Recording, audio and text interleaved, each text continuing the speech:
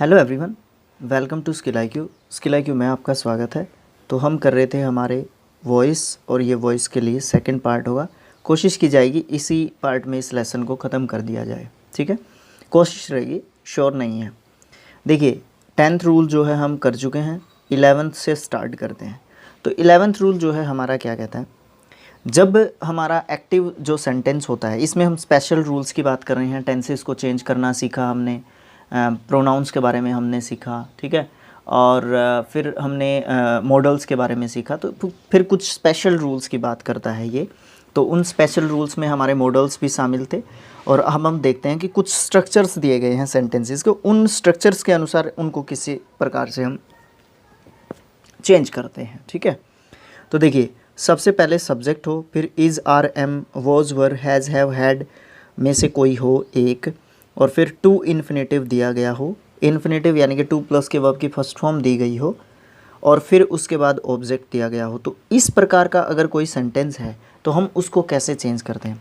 सबसे पहले हम उसमें से जो ऑब्जेक्ट होता है उसको पहले लिखते हैं, फिर हम is, are, am, was, were, had, have, has उनको जो है रखते हैं इस सब्जेक्ट के अनुसार। फिर हम क्या करते हैं, टू बी लगा देते हैं, टू के साथ वर्ब की फर्स्ट फॉर्म यानी कि बी लगा देते हैं, और फिर जो वो मेन वर्ब थी ना, जो फर्स्ट फॉर्म थी, उसको हम थर्ड फॉर्म में चेंज कर देते हैं, और फिर बाय लगा देते हैं, और फिर पैसिव ऑब्जेक्ट जो है बना देते हैं। दो एग्जांपल देखिए इसी स्ट्रक्चर पे आधारित। I am to write a book. अब देखो आई जो है यहाँ पे सब्जेक्ट है, एम जो है यहाँ पे इज़, आर, एम में से एक है, टू प्लस के वर्ब की फर्स्ट फॉर्म जो है दी गई है टू राइट, और आ बुक जो है हमारा यहाँ पे क्या है, ऑब्जेक्ट है। अब देखो ऑब्जेक्ट को हम पहले नंबर पे लेके आए, अ बुक। उसके बाद अ बुक के अनुसार हम जो है क्या करेंगे, इज़ लगाएंगे, क्योंकि इज़, आर, एम दिया गया है तो इज़, आर, एम को ही रखेंगे। वॉज, वर दिया गया तो वॉज, वर को ही रखेंगे। हैड दिया गया तो हैड को रखेंगे। उसी प्रकार उसी के अनुसार, इसीलिए हमने कहा था। फिर हम बात करेंगे, टू को हम उसी पोजीशन पे रखेंगे, ठीक है। उसके बाद टू को रखेंगे, टू के बाद हमने बी लगाना है अपनी तरफ से, क्योंकि ये रूल के अनुसार है। फिर जो वर्ब का फर्स्ट फॉर्म था राइट, राइट, रोट, रिटन, तो रिटन जो है वर्ब का थर्ड फॉर्म हम यूज़ कर देंगे, बन गया ना पैसिव। बी या बी की किसी भी फॉर्म के साथ हम जो है वर्ब की थर्ड फॉर्म का यूज़ करते हैं तो हमारा पैसिव फॉर्म बन जाता है।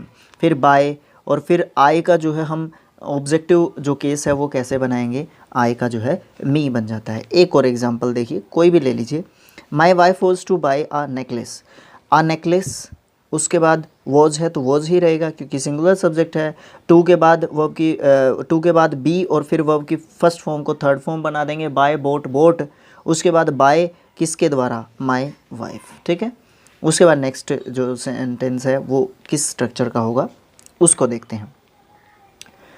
देयर, उसके बाद वर्ब, उसके बाद नाउन, उसके बाद टू इन्फिनेटिव टू प्लस के वर्ब की फर्स्ट फॉर्म का स्ट्रक्चर पर आधारित है। तो हम क्या करेंगे, देयर को लिखेंगे, फिर हम वर्ब को लिखेंगे, फिर हम सब्जेक्ट लिखेंगे नाउन, फिर हम टू बी लिखेंगे, और फिर मेन वर्ब की थर्ड फॉर्म लिख के हम जो है पैसिव वॉइस इसका बना देंगे। जैसे कि there is no money to buy. अब यहाँ पे देयर को देयर ही सब्जेक्ट लिखेंगे तो इज़ वहीं पे रहेगा, कोई ज़रूरत नहीं है। फिर हमारा देयर इज़, फिर नाउन आता है नो मनी, तो नो मनी नाउन भी रहा, फिर टू का टू भी रहा। फिर हमारा जो बाय है ना उसको हम थर्ड फॉर्म में चेंज कर देंगे, और उसके पहले जो है हम किसका यूज़ कर देंगे, बी का यूज़ कर देंगे, क्योंकि बी के बाद हम वर्ब की थर्ड फॉर्म का यूज़ कर सकते हैं।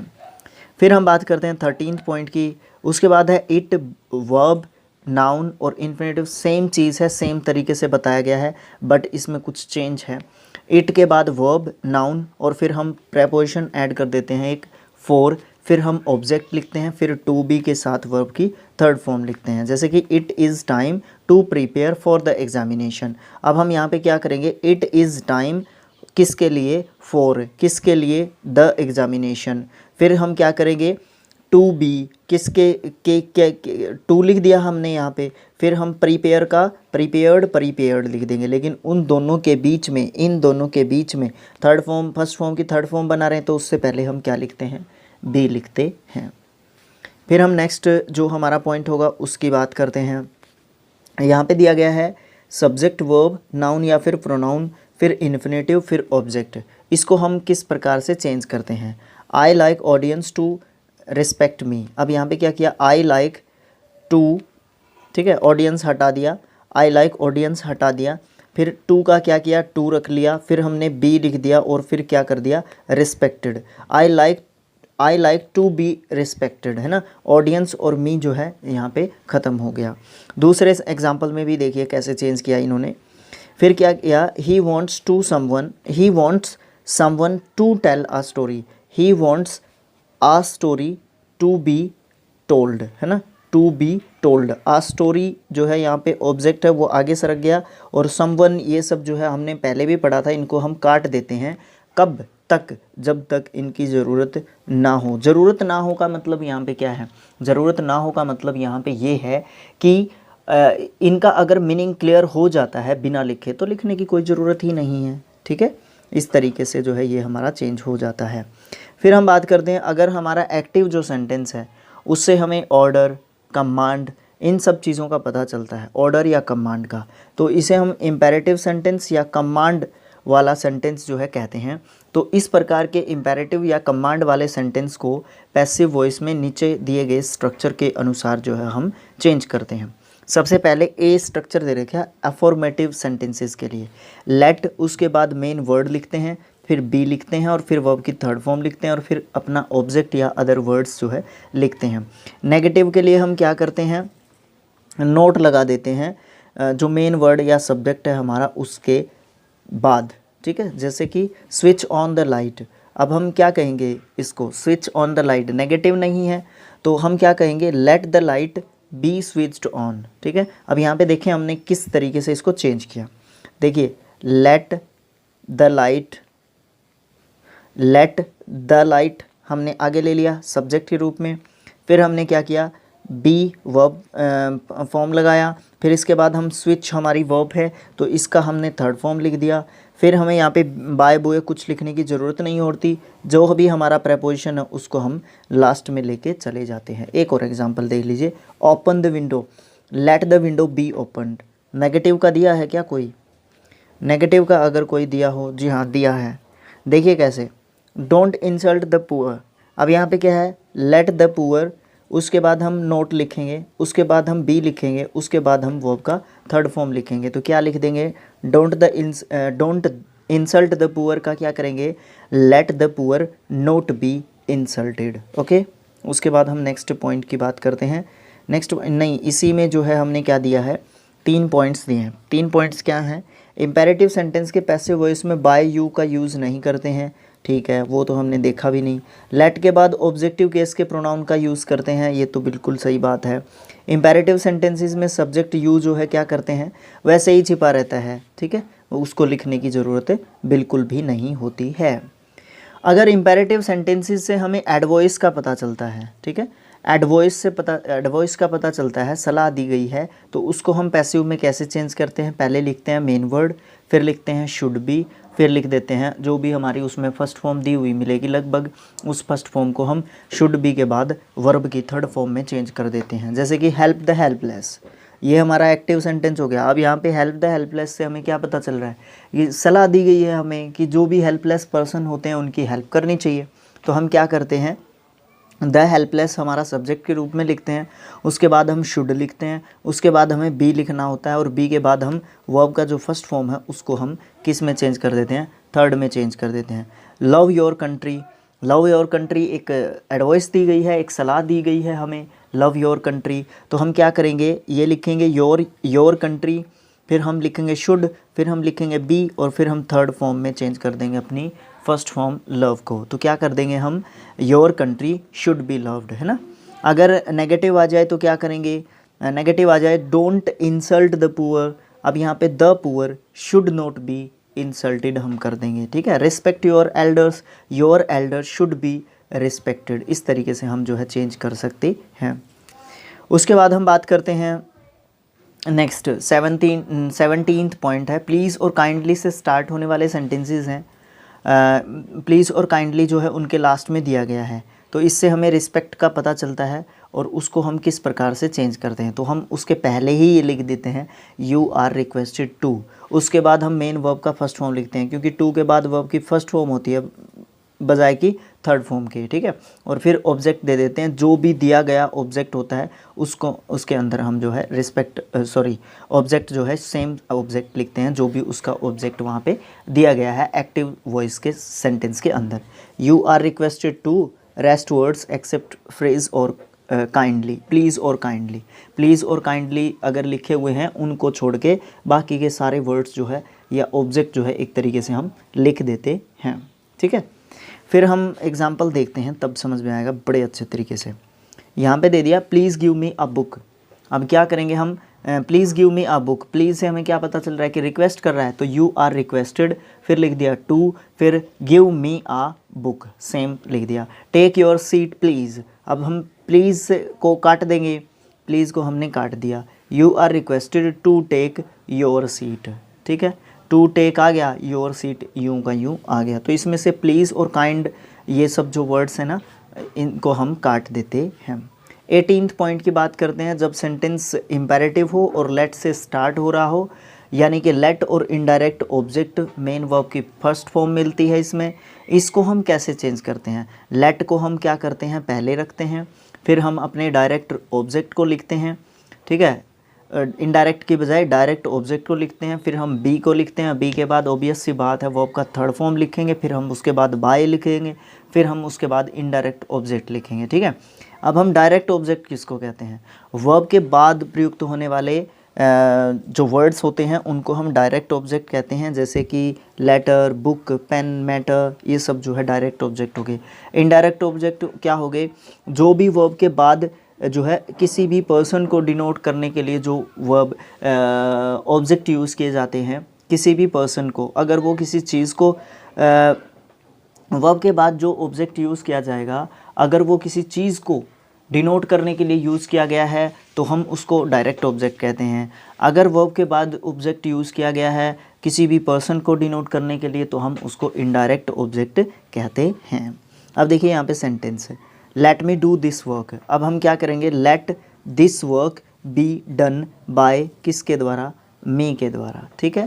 जैसे कि लेट हर सिंग आ सॉन्ग, अब हम यहाँ के क्या कहेंगे, let a song be sung by किसके द्वारा, इस हर के द्वारा, क्योंकि यहाँ पे पहले ही ऑब्जेक्टिव जो है केस होता है, लेट के बाद ऑब्जेक्टिव केस यूज़ होता है हमेशा। ये चीज़ हम जो है किस में यूज़ करके देख के आए थे, प्रोनाउन नाम के चैप्टर में हमारे में देख के हम जो है आए थे। नोट की बात करते हैं, कुछ ऐसे सेंटेंसेस होते हैं जहाँ पे जो लेट से स्टार्ट होते हैं और इनके बाद अस को हम यूज़ करते हैं और इससे हमें सजेशन का पता चलता है। और ऐसे सेंटेंसेस को हम पैसिव में किस प्रकार से चेंज करते हैं, let us sing, it is suggested that we should सिंग।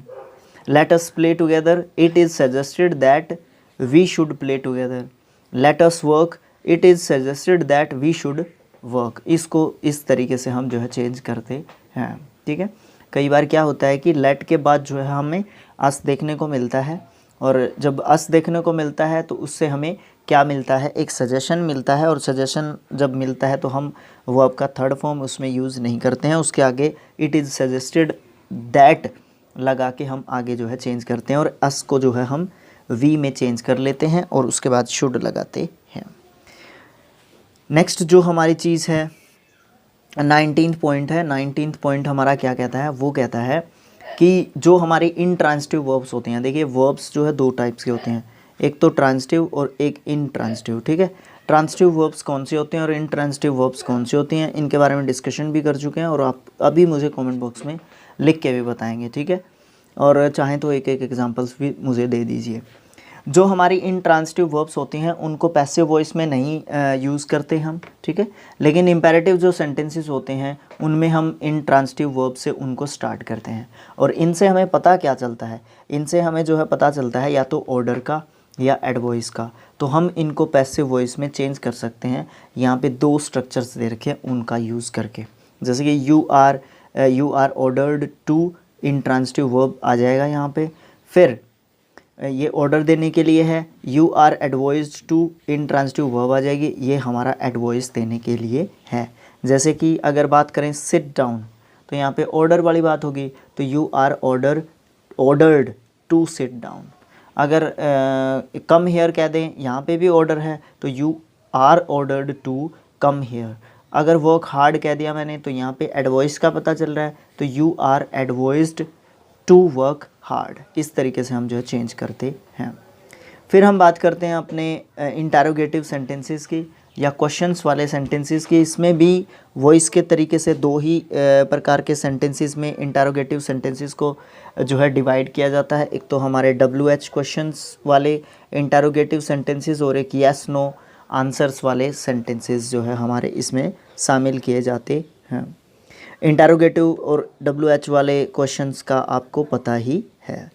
फिर हम बात करते हैं अपने 20th जो हमारा रूल है उसकी। 20th रूल कहता है कि जो भी ऑक्सिलरी वर्ब से स्टार्ट होने वाले सेंटेंसेस होते हैं हमारे, यानी कि चाहे वो इंटरोगेटिव सेंटेंसेस हों, किसी भी प्रकार के येस नो वाले क्वेश्चंस हों, किसी प्रकार के नहीं, येस नो वाले जो क्वेश्चंस होते हैं हमारे उस प्रकार के हों हमारे फर्स्ट टाइप के, तो हम क्या किस प्रकार से उनको जो है यूज़ करते हैं इनडायरेक्ट बनाने के लिए डायरेक्ट सेंटेंस को। ठीक है, तो ऐसे कौन कौन से स्टेप्स हैं जिनको हम फॉलो करते हैं इस प्रकार के सेंटेंस येस नो वाले सेंटेंसेस को चेंज करने के लिए। ठीक है, तो क्या करते हैं, सबसे पहले येस नो क्वेश्चन फॉर्म को हम असर्टिव सेंटेंस में चेंज करते हैं। फिर हम जनरल रूल्स के हिसाब से पैसिव वॉइस में बदलते हैं। फिर पैसिव फॉर्म को हम ऑक्सिलरी वर्ब को हम सब्जेक्ट के पहले रखते हैं ताकि उसका हम सिंपल बना दें, और लास्ट में हम क्वेश्चन मार्क को जो है लगा देते हैं। किस प्रकार से हम करते हैं, जैसे does he write a letter. अब हम इसका क्या करेंगे, सिंपल सेंटेंस बनाएंगे, ही राइट्स अ लेटर। फिर हम क्या करेंगे, इसको चेंज कर देंगे, a letter is written by him. फिर हम क्या करेंगे, इसको वापस से इंटरोगेटिव सेंटेंस में कर देंगे। समझने के लिए है ये, जो डायरेक्ट इस सेंटेंस से इस सेंटेंस को बना सकता है वो बना सकता है। बाकी के दोनों स्टेप्स को अपने माइंड में करना होगा। अगर आप ये कब पता है कब होता है, जब हम बिगिनर्स होते हैं, जब हम लर्नर्स होते हैं, शुरुआत में ऐसा होता है। ठीक है, शुरुआत में ऐसा ही होता है। हमें सबसे पहले असर्टिव सेंटेंस में यानी कि सिंपल सेंटेंस में उसको चेंज करना चाहिए। फिर हमें क्या करना चाहिए, उसका पैसिव फॉर्म बनाना चाहिए, और फिर वापस, क्योंकि वो एक इंटरोगेटिव सेंटेंस है, जो हमसे एक्टिव सेंटेंस पूछा गया है वो एक इंटरोगेटिव सेंटेंस है, तो इसीलिए हम जो है उसका जो आंसर है ना वो इंटरोगेटिव में ही देंगे। ये हम बात कर रहे थे किसमें, नरेशन में। नरेशन की एक्सरसाइज कर रहे हैं, उस समय पर भी मैंने आपको बहुत सारे वीडियोस में बताया भी होगा। वहाँ पे अगर हमारा इंटरोगेटिव सेंटेंस आता है तो उसका असर्टिव ही बनाया जाता है। ठीक है, लेकिन जो हमारे एक्टिव पैसिव होते हैं उसमें हमारा सेम ही रहता है। अगर इंटरोगेटिव सेंटेंस आया तो इंटरोगेटिव में ही उसका आंसर होगा। ठीक है, ये आप एग्जांपल्स हैं, ये एग्जांपल्स वगैरह आप जो है पढ़ सकते हैं। ये हमारे यस नो क्वेश्चंस वाले सेंटेंसेस थे। ठीक है, अब हम बात करते हैं WH वर्ड्स वाले इंटरोगेटिव सेंटेंसेस की। तो WH वाले वर्ड्स वाले जो सेंटेंसेस हैं या जो WH वर्ड से स्टार्ट होने वाले जो इंटरोगेटिव सेंटेंसेस होते हैं एक्चुअली वो किस प्रकार से चेंज किए जाते हैं, उनके लिए कौन कौन से रूल्स को फॉलो किया जाता है। WH वर्ड्स या इंटरोगेटिव वर्ड्स वाले सेंटेंसेस जो होते हैं उनको हम पैसिव वॉइस बनाते समय हम क्या करते हैं, एक तरीके से छुपा देते हैं। फिर हम यस नो वाले क्वेश्चंस वाली फॉर्म में हम इनको लिख देते हैं। फिर उसके बाद हम अपने जो भी रूल्स जनरल रूल्स होते हैं उनको फॉलो करते हैं और फिर पैसिव फॉर्म में उनको यूज़ कर लेते हैं। फिर हम क्या कर देते हैं, लास्ट में उनके इंटरोगेशन वाला सेंटेंस में उसको चेंज कर देते हैं। ठीक है, और फिर लास्ट में हम क्या कर देते हैं, WH फैमिली का वर्ड जो है जो भी था उसके पहले उसको सेट कर देते हैं। जैसे कि देखिए इसके अनुसार देखिए पहले आप, और फिर हम जो है आपको बताते भी हैं उसके अनुसार भी देखिए। और बड़े अच्छे तरीके से आपको कब पता चलेगा, वो पता चलेगा जब हम बोर्ड पे एक्सरसाइज कर रहे होंगे। जैसे ही नरेशन की एक्सरसाइज ख़त्म होंगी, क्योंकि काफ़ी पार्ट्स बाकी हैं उसके, करते हैं कंटिन्यू करने का उनको भी प्रयास, क्योंकि प्रयास ये है पहले कि हम जो है पहले अपने सारे जो है रूल्स के वीडियोज़ को कम्प्लीट कर दें, उसके बाद जो है सारी चीज़ें यही करने पर हैं। देखिए सबसे पहले क्वेश्चन देखिए, why does she teach the children. WH family का वर्ड वाई यूज़ किया गया है, इंटरोगेटिव सेंटेंस है, WH क्वेश्चंस वाला इंटरोगेटिव सेंटेंस है। क्या करेंगे, इसको हटा दो, does she teach the children, ये हो गया। फिर हम क्या करेंगे, इसका सिंपल सेंटेंस बनाएंगे तो क्या करेंगे, does she teaches the children, इसका सिंपल सेंटेंस हो गया। अब हम क्या करेंगे, इसको जो है चेंज कर लेंगे, the children are taught by her, है ना। और इसके बाद हम इंटरोगेशन का सेंटेंस रखेंगे, साइन रखेंगे, ठीक है, पैसिव फॉर्म बना के। वैसे सिंपल बन गया ये। फिर हम इसका इंटरोगेटिव बना लेंगे। तो हम क्या करेंगे, are the children taught by her, ये येस नो वाला फॉर्म बन गया। फिर हम इसके आगे वाई लगा देंगे, why are the children taught by her. ये हमारा एग्जैक्ट आंसर स्टेप 5 में मिला है इसका। अगर आप चाहें सीधा यहाँ से इसको यहाँ ये वाली चीज़ बना सकते हैं, ये बाकी के 4 स्टेप्स काट सकते हैं। इन स्टेप्स को आपको अपने माइंड में बनाना होगा, ठीक है। तो ये चीज़ करनी होगी। शुरुआत में इसका ये बताने का मतलब क्या था, ये इसलिए बता रहा है ताकि हम उसको बड़े अच्छे तरीके से समझ सकें, ठीक है। इंटरोगेटिव सेंटेंस से उसको क्या किया, येस नो वाले क्वेश्चन में चेंज किया। येस नो वाले के बाद उसने क्या किया, येस नो वाले के बाद उसने जो है सिंपल में चेंज किया। सिंपल में से फिर उसका क्या किया, वॉइस बनाया। वॉइस में से बना के येस नो वाले में इंटरोगेटिव सेंटेंस बनाया। वॉइस का बनाने के बाद फिर उसने WH वर्ड को उसको सेम को आगे रख दिया। बात क्या हुई, स्टेप्स ही ज़्यादा हो गए बीच में, मतलब 4 स्टेप्स ही हो गए ना ज़्यादा, तो उसका हम सीधा आंसर भी बना सकते हैं। कोई मुश्किल वाली बात यहाँ पे नहीं होनी चाहिए, आई थिंक, ठीक है। उसके बाद क्या करते हैं हम, अगर ऑब्जेक्ट्स ना दिए गए हों तो हम व्हाट, हाउ मैनी या plural countable noun, how much, singular uncountable noun से स्टार्ट होने वाले एक्टिव जो सेंटेंसेस होते हैं उनको पैसिव वॉइस में इस प्रकार के एग्जाम्पल्स के हिसाब से हम बनाते हैं। 3-4 एग्जाम्पल्स पढ़ने पड़ेंगे कम से कम, तब पता चलेगा। व्हाट डज सी ईट, अब यहाँ पे क्या है, यहाँ पे जो है हमारा ऑब्जेक्ट नहीं दिया गया है। ध्यान से सुनना आप लोग बात को, नहीं तो फिर आप नीचे कमेंट करेंगे कि सर आप सिर्फ पढ़ ही रहे हैं, हमें बताया क्या। कई बार आप लोग कर देते हैं, बुरा मत मानना, ठीक है। और कई बार ऐसा हो भी जाता है क्योंकि आसान चीज़ें लगा लो होती हैं या सामने लिखी हुई हैं इसलिए भी लगा लो, ठीक है। जल्दी वीडियो या जल्दी चैप्टर को ख़त्म करने के हिसाब से लगा लो, किसी भी तरीके से लगा लो, हो भी जाता है कई बार। वो आपकी बात भी बिल्कुल सही है, एक तरीके से मानते हैं हम लोग। तो यहाँ पे ऑब्जेक्ट नहीं है, WH वर्ड को हम आगे रखेंगे, सेम वर्ड को हम आगे रखेंगे। उसके बाद सब्जेक्ट के पास जाएंगे, सब्जेक्ट है हमारा सी, ठीक है। सब्जेक्ट क्या है हमारा सी, सॉरी ऑब्जेक्ट के अनुसार करेंगे हम इसको। तो वैसे सिंगुलर सब्जेक्ट है तो हम उसको हम क्या करते हैं, सिंगुलर वर्ब यहाँ पे रखते हैं और हम यहाँ पे रखेंगे इज़, ठीक है। व्हाट के बाद आया हमारा इज़। फिर यहाँ पे ईट वर्ब है तो ईट का वर्ब का थर्ड फॉर्म ईटन हो जाएगा, ईटन। फिर हम इसके बाद बाय रखते हैं। अब ऑब्जेक्ट नहीं है, सॉरी ऑब्जेक्ट हम इसका कहाँ से लेके आ रहे हैं, इसका ऑब्जेक्ट हम जो है इस सी का ऑब्जेक्टिव फॉर्म जो है हम बना देंगे और वो क्या होगा, हर, ठीक है। अब यहाँ पे देखो ऑब्जेक्ट नहीं है तो सीधा सब्जेक्ट का काम हमारा व्हाट ही करता रहेगा यहाँ पे, ठीक है। सब्जेक्ट का काम जो है हमारा व्हाट ही करता रहेगा। एक और एग्जांपल देख लीजिए, second, what has done, what has he done. अब यहाँ पे क्या करेंगे, व्हाट फिर हैज़ और फिर हमारा बीन, क्योंकि हैज़ के बाद हैज़ बीन, हैज़ है और डन है। हैज़ डन मतलब past, sorry present perfect tense. Present perfect tense जब होता है उसके बीच में बीन लगाते हैं। तो हम क्या करेंगे, व्हाट हैज़ बीन डन और बाय और फिर ही का ऑब्जेक्टिव फॉर्म बना देंगे हिम और साइन ऑफ इंटरोगेशन जब ऑब्जेक्ट नहीं दिया गया हो, ठीक है। फिर दूसरी बात इसने कही है कि इंटरोगेटिव या WH क्वेश्चन वाले जिसमें हु का यूज़ हम देखते हैं तो उसको हम कैसे चेंज करते हैं। तो उसके लिए 2 तरीके वैसे अपनाए जाते हैं, ठीक है। वैसे सेंटेंसेस आएंगे तब पता चलेगा और ये एग्ज़ाम में पूछा जाता है भाई, ये एग्ज़ाम में पूछा जाता है। एग्ज़ाम चाहे एकेडमिक लेवल का हो चाहे कॉम्पिटिटिव लेवल का हो, ये बिल्कुल क्वेश्चन पूछा जाता है जिसमें भी हमारा नरेशन जो है, वॉइस जो है पूछे जाते हैं, उसमें ये क्वेश्चन ज़रूर पूछा जाता है और बड़ा जोर लगा के ये टीचर्स के द्वारा सिखाया भी जाता है ना। तो यहाँ पे क्या है, by whom, auxiliary verb, subject, main verb की थर्ड फॉर्म और लास्ट में इंटरोगेशन साइन, ये, या फिर who, auxiliary verb, subject, main verb का थर्ड फॉर्म, बाय और साइन ऑफ इंटरोगेशन। ये 2 तरीके से हु वाला जो सेंटेंसेस है WH वर्ड के रूप में जब आता है ये, तो उसको हम बना सकते हैं, ठीक है। जैसे कि अगर हम बात करें हु टोट यू इंग्लिश, अब हम यहाँ पे क्या करेंगे, बाय होम वाले तरीके से सबसे पहले हमें बाय होम लगाना है।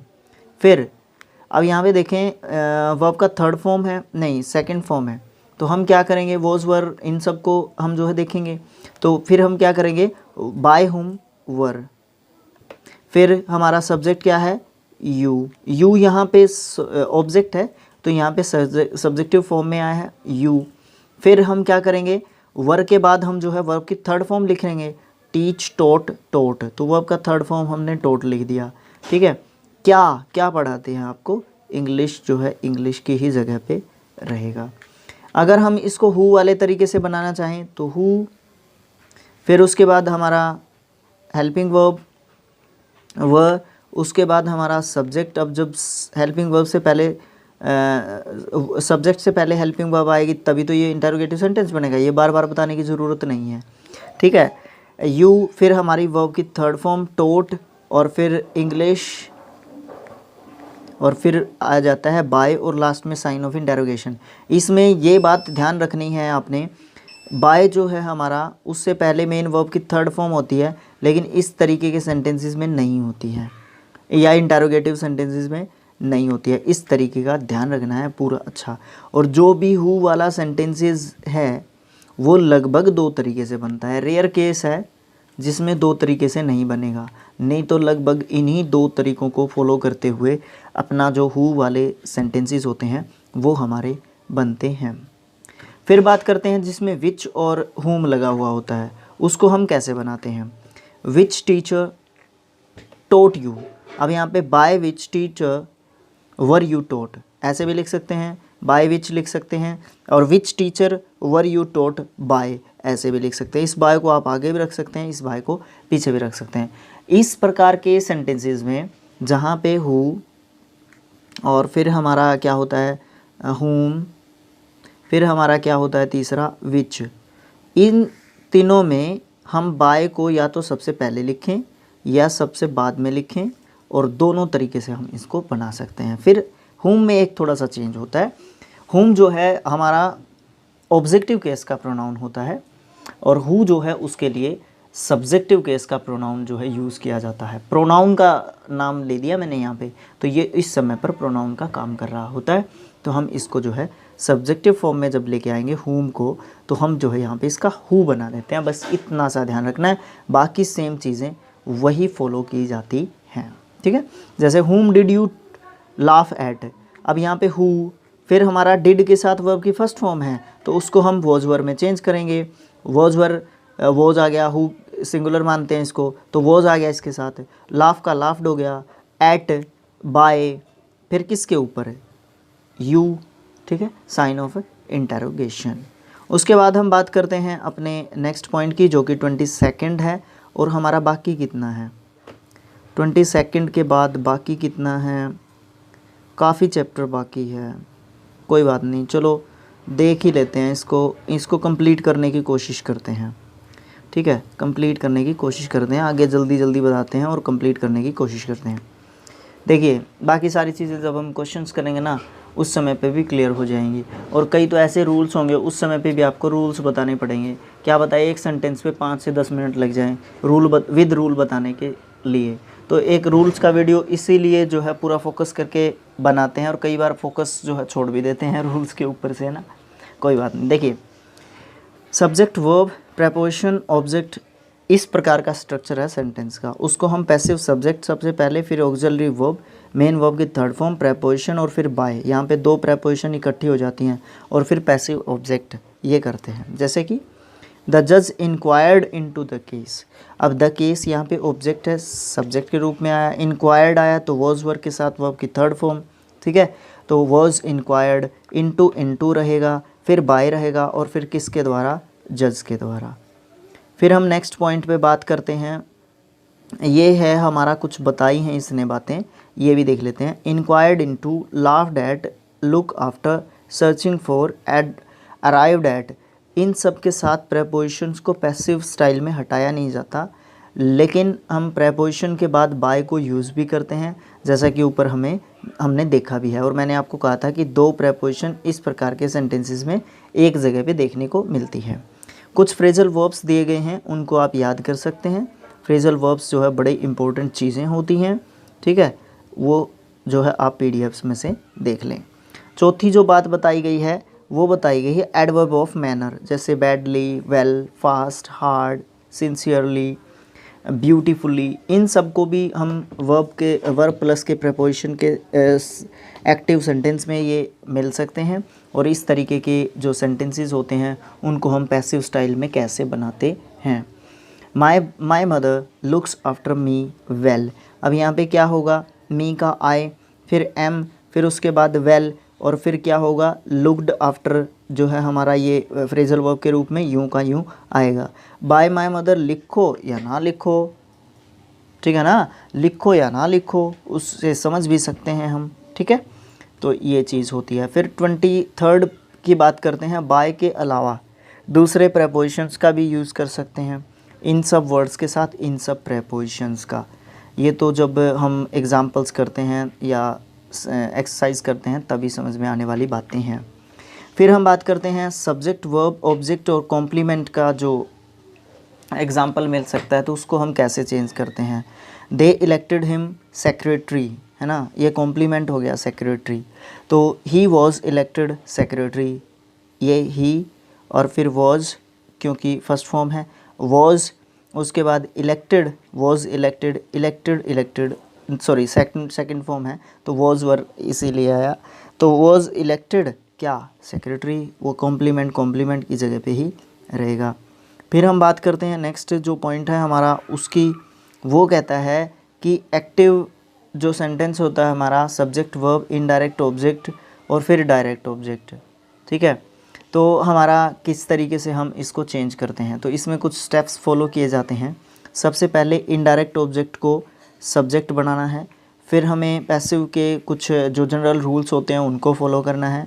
फिर हमने क्या करना है, डायरेक्ट ऑब्जेक्ट को पैसिव का सब्जेक्ट बनाना है या रूल्स को फॉलो करना है, ठीक है। इस तरीके से हम जो है चेंज कर सकते हैं। इसमें क्या करते हैं हम, देखिए, the teacher taught her English, अब हम क्या करेंगे, हर इसका सी लेके आएंगे बाहर, सी, अब टोट है सेकंड फॉर्म तो वॉज वर्ब के साथ वर्ब की थर्ड फॉर्म यूज़ करेंगे तो वॉज टोट, क्या, इंग्लिश, किसके द्वारा, बाय द टीचर। यहाँ पे दो ऑब्जेक्ट हैं तो आप दूसरे ऑब्जेक्ट से बना सकते हैं। हर इंग्लिश को बाहर ले सकते हैं, इंग्लिश सिंगुलर सब्जेक्ट तो वॉज टोट, किसको, हर को, किसके द्वारा, बाय द टीचर। इसका दो तरीके हो सकते हैं, ठीक है। फिर है 26th पॉइंट, वो ये कहता है कि सब्जेक्ट, वर्ब, ऑब्जेक्ट और इन्फिनेटिव विदाउट टू अगर आता है, अगर वर्ब की फर्स्ट फॉर्म अकेली आती है तो उसको हम कैसे चेंज करते हैं। सबसे पहले एक्टिव वर्ब के बाद जो है हम ऑब्जेक्ट को पैसिव में सब्जेक्ट बनाते हैं, फिर ऑक्सिलरी वर्ब का यूज़ करते हैं, और फिर पता है आपको ऑक्सिलरी वर्ब के बाद वर्ब की थर्ड फॉर्म का यूज़ करते हैं, फिर ऑब्जेक्ट के बाद वर्ब का जो इन्फिनेटिव फॉर्म है उसको हम लिखते हैं और उसके बाद हम टू जोड़ देते हैं, और फिर हम एक्टिव जो सेंटेंस होता है उसके लास्ट में हम ऑब्जेक्ट का यूँ यूज़ कर देते हैं, ठीक है। नहीं रहा हो, ऑब्जेक्ट नहीं रहा हो एक्टिव में तो ऑब्जेक्ट हम कहाँ से बनाएंगे अपना, तो हम कोई भी ऑब्जेक्ट नहीं लिखते हैं और ज़रूरत के हिसाब से बाय प्लस के पैसिव ऑब्जेक्ट का यूज़ करते हैं। दे मेड मी लाफ, तो यहाँ पे क्या हो जाएगा, मी का आई, फिर वॉज, फिर मेड वर्ब की थर्ड फॉर्म, फिर क्या जोड़ दिया हमने, टू, और फिर क्या है हमारा वर्ब का फर्स्ट फॉर्म है तो उसको हम लाफ का लाफ ही रख दिया हमने। फिर हम बात करते हैं नेक्स्ट जो पॉइंट है 27th, वो ये कहता है कि अगर हमारा सब्जेक्ट, आस्क, ऑब्जेक्ट, इफ़ और वेदर में से कोई एक क्लोज या फिर कोई सब्जेक्ट आया, फिर ask, object, WH word, interrogative word, close, इन सब पे है तो हम इस तरीके से उसको चेंज करते हैं, ठीक है। 28th में भी कुछ इसी तरीके का रूल दे रखा है, ठीक है। फिर 29th में हमारा है, देखिए यहाँ पे लेट वाला है सेंटेंस, ठीक है। यहाँ पे कहा इसने कि लेट जो है वो मेन वर्ब के रूप में दे रखा है, ठीक है। लेट जो है मेन वर्ब के रूप में दे रखा है और मेन वर्ब के रूप में इसका मतलब अनुमति देना है, अलाउ करना है। तो लेट के बाद हम पैसिव वॉइस में टू यूज़ नहीं करते हैं, जैसे कि सी लेट मी गो, ठीक है। यहाँ पे सी लेट मी गो है तो लेट यहाँ पे जो है हमारा वर्ब के रूप में यूज़ हुआ है, वो भी मेन वर्ब के रूप में। तो हम क्या करेंगे, आई लेट जो है सेकंड फॉर्म के रूप में यूज़ हुआ है, तो वॉज, फिर लेट गो, है ना। आई वॉज लेट गो, गो का गो ही रहेगा। I was late to go कभी भी नहीं करते हैं, लेट के बाद टू का यूज़ नहीं करेंगे। कब? जब वो मेन वर्ब के रूप में आई हुई हो। फिर हम बात करते हैं subject, believe, find, claim, consider, know, report, see, think. उसके बाद दैट और क्लोज, बाकी का सेंटेंस आया। दैट के बाद सबऑर्डिनेट क्लोज आया, मतलब दैट के साथ जोड़ के पीछे। तो उसको हम कैसे चेंज करते हैं, ये स्टेप्स दिए हुए हैं, आप भी इसको पढ़ के देख सकते हैं। अगर सेंटेंस आएगा कोई दिक्कत देगा तो आप मुझे कमेंट कर दीजिएगा, हम उसका जवाब भी ज़रूर देंगे और हम उसको ज़रूर से बताएंगे आपको। फिर 32nd रूल और लास्ट रूल भी दे रखा है हमारा यहाँ पे, उसको किस तरीके से चेंज करते हैं वो भी बताया है।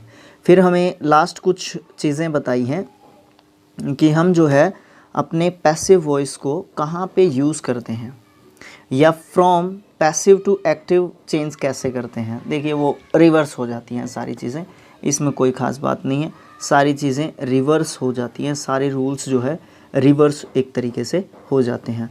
और फिर यहाँ से हमारी प्रैक्टिस सेट शुरू होता है। देखिए इसके बारे में जो नोट्स हैं वो पता नहीं कहाँ पे रखे हैं। और दूसरी बात ये है कि PDF है ना इसका, अगर आपने वीडियोस जो सॉल्यूशन है ना, वीडियो सॉल्यूशन से पहले अगर आपने PDF देखना है इसका, तो टेलीग्राम चैनल आप ज्वाइन कर लीजिए और वहाँ से आपको PDF मिल जाएगा, ठीक है, और उसको आप देख सकते हैं। तो ये था हमारा वॉइस का चैप्टर ख़त्म। उसके बाद आप लोगों की कंजंक्शंस की डिमांड है, तो हम कंजंक्शंस की डिमांड को भी पूरा करने की कोशिश करेंगे अपनी तरफ से।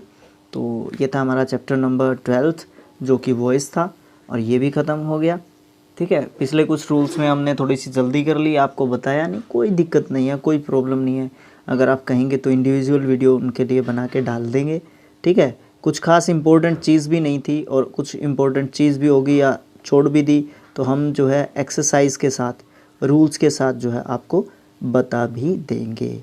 तो नोट में यही बात है। और अब बात करते हैं थोड़ी सी काम की, क्योंकि एक यूट्यूब एजुकेटर को एक चीज़ चाहिए, आपका सब्सक्राइब, आपका लाइक, आपका एप्रिशिएशन के रूप में उसको यही चीज़ चाहिए होती है कि वो लगातार अच्छा काम करने के लिए कब मोटिवेट होगा, आपको सब पता है। मांग के क्यों ले रहे हैं मांग के? क्योंकि अपना चैनल जो है पहले ख़त्म हो चुका है, बल्कि ख़त्म नहीं हो चुका है, बल्कि ख़त्म हो चुके हैं, 2 चैनल्स ख़त्म हो चुके हैं। तो इसलिए आप जो है सपोर्ट करें, आपका सपोर्ट जो है बहुत एक हाइट नहीं देगा तो एक एनकरेजमेंट ज़रूर देगा, ठीक है। तो आप सब्सक्राइब करें चैनल को और सपोर्ट दें अपना। और 1K की तरफ हम बड़ी तेज़ी से बढ़ रहे हैं और मुझे ऐसा लग रहा है कि आप मुझे ये खुशी दे दें जल्दी से जल्दी, क्योंकि 839 समथिंग 40 समथिंग सब्सक्राइबर्स हैं। तो 150 सब्सक्राइबर्स जल्दी से जल्दी लेके आइए। 1K के बाद आई प्रॉमिस यू कि 1K के बाद मैं आपको ये नहीं कहूँगा कि आप जो है ज़्यादा से ज़्यादा सब्सक्राइब करें, ठीक है। अगर कह भी दूंगा तो हर वीडियो में नहीं कहूँगा, प्रॉमिस, ठीक है। सिर्फ पढ़ाई पढ़ाई और पढ़ाई। एंटरटेनमेंट की चीज़ें भी डलती रहेंगी, बच्चों की वीडियोस भी हम डालते रहेंगे, बहुत सारी चीज़ें हम जो है करते रहेंगे। तो thanks for watching, thank you so much. मिलेंगे नेक्स्ट वीडियो में, थैंक यू।